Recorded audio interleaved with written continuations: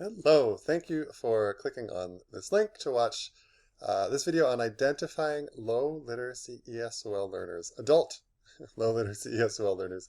So this video will hopefully be very useful for some of you and might not be useful at all for others because some of us in our adult literacy teaching contexts just work at sites where there's only a speaking assessment before the student comes into your class.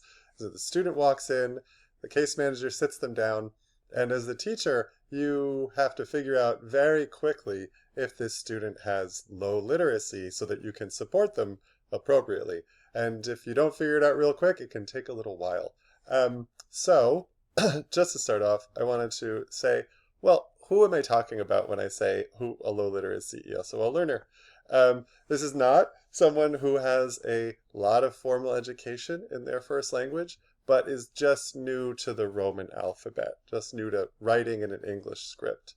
So, for example, it's, not the doctor from Tibet who, is great at writing in Tibetan script, has been in school forever to become a doctor. And it's not, an accountant to Egypt whose Arabic writing is great, who's highly literate in Arabic, but is new to writing in English.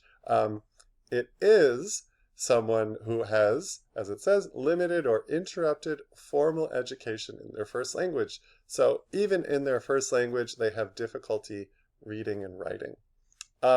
So this is who they are. How can you figure out their literacy level really quick as soon as they come into class? Well, there's a lot of ways. This is going to be a quick tip. And here it is. This humble name card. So that's me. I wrote my name. And what you can do is have these name cards for everybody in the class. And you have students fold up the paper and they write their name on them. So that when a new student comes into class, you just do the same thing for them. You say, oh, okay, here, let me fold this paper for you. Write your name so you can have a name card like everybody else. And then you see how they do. If they can write it relatively well, if they write it just easily, then literate student. If they're working kind of hard on the letters, then maybe they have lower literacy. And if they can't do it, well, maybe they can do it in their first language if they use a different script. And if they can't do it in their first language that uses the different script, then maybe they must have very low literacy. Just taking a quick look at this, I mean, I was just writing it quickly, but you can see I stayed pretty much on the line.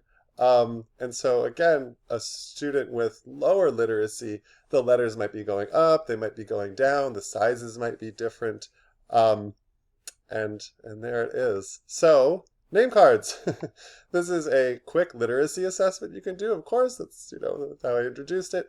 But it's also great for community building. I've taught tons of classes where I did all these games at the beginning so students could remember everybody's names and I could remember everybody's names. And then I continue to remember everybody's names. But, a few weeks into the class, I come to the surprising realization that none of my students remember anybody's name who hasn't been sitting next to them. So if everybody has these little name cards, then it'll refresh their memory and, they won't feel like they're in a room full of strangers. And when I say, oh, what did you learn from talking to Jose? They know who Jose is or whatever. So if you'd like to know more about this, because there is a lot more to know, there's my contact information. It's WILLL@lacnyc.org, and feel free to reach out. Thanks for watching. I hope this was helpful.